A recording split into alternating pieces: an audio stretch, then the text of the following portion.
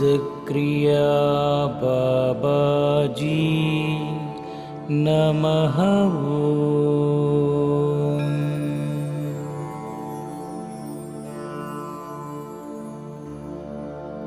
ओम सिद्धक्रिया बाबाजी नमः।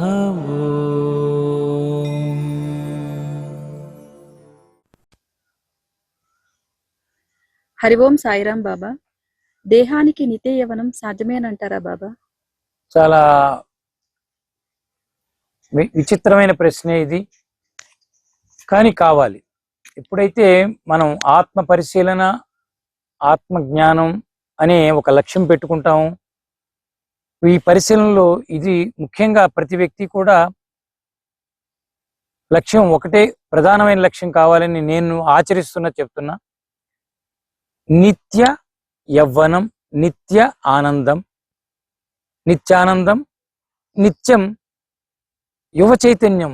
అంటే ఒక చైతన్య స్థితిలో ఉంటే అదే యవ్వనం.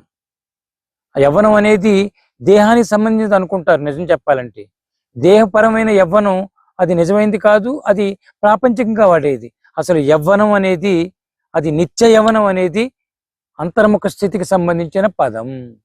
అంతర్ముఖ స్థితికి నిత్య యవ్వనం క్వైట్ పాసిబుల్, ఖచ్చితంగా సాధ్యమే. ఖచ్చితంగా అది ప్రతి వ్యక్తి సాధించగలడు. ప్రతి వ్యక్తి అయి ఉన్నాడు, ప్రతి వ్యక్తికి దగ్గరగా ఉంది ఆ నిత్య యవ్వనం, నిత్యానంద స్థితి అనేది. నేను బాగా సాయి నుంచి తీసుకున్నది అదే, సాయి నుంచి నేను గ్రహించింది. సమర్థ సద్గురువు మనకి నేర్పేది, మనకి అనుభవపూర్వకంగా అందించేది ఏమిటంటే అనుక్షణం, ప్రతి క్షణం నువ్వు ఎలా ఆనందంగా ఉండాలి. ఎవరైతే ఆనందంలో ఉంటారో, ఆనంద స్వరూపంగా గుర్తిస్తారో, చిత్తాన్ని ఆనందమయం చేసుకుంటారో అదే యవ్వన స్థితి, చైతన్య స్థితి. అందుకనే భగవంతుడు నిత్య యవ్వనంలో నిత్యం యువకుడే, నిత్యం. అందుకనే కొంతమంది దేవి దేవతల ఫోటోలు చూస్తాం, వాళ్ళల్లో ముసలాళ్ళైనట్టు ఎవరు ఉండరు, ఒకటే వయసు.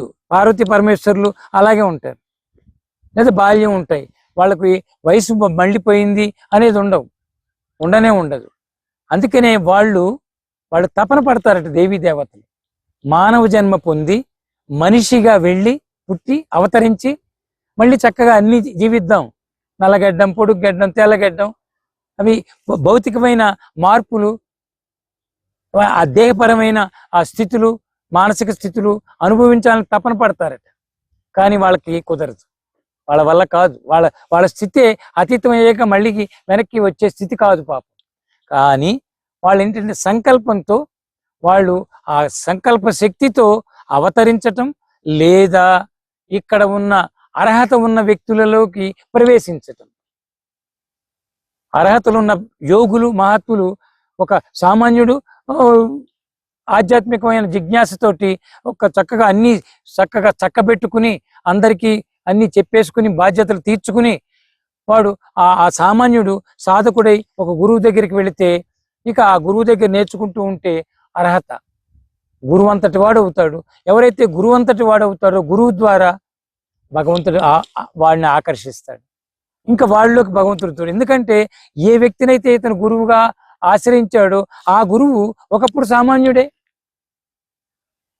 ఆ వ్యక్తిలోకి భగవంతుడు దూరబట్టే ఇంకో వ్యక్తికి వీడు గురువు అయ్యాడు. కాబట్టి ఈ ఆశ్రయించిన వాడు రేపటికి వీడు గురువు అవుతాడు. ఇలాగా ఇవన్నీ ఏమిటంటే నిత్యానందం, నిత్య యవ్వనం, నిత్య చైతన్యం. ఇంకా ఆ యవ్వనం అనే పదాన్ని మనం పక్కన పెడితే అంతర్ముఖ స్థితి, ఇవన్నీ లోపల స్థితులు.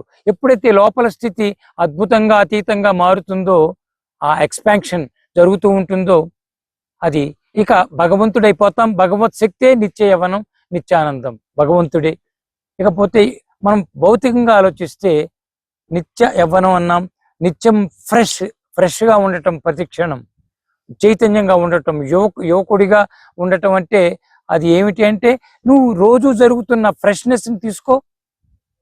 ప్రతిరోజు ఉదయం రాగానే ఫ్రెష్గా వచ్చిన, తాజాగా ఉన్న సూర్యుడు, తాజాగా ఉన్న పువ్వు, తాజాగా ఉన్న గాలి, తాజాగా వచ్చిన వెలుతురు, ప్రకృతి అంతా ఉదయం ఎంత తాజాగా ఉంటారో వ్యక్తులు కూడా మనం నిద్రలాగానే అమ్మయ్య మంచి నిద్ర పట్టిన తర్వాత ఉదయం ఎంత హాయిగా లేస్తాము. ఇదంతా యవ్వనం, నిత్య యవ్వనం, అంతర్ముఖ ఆ చైతన్యానికి ఇవన్నీ ఆధారాలే.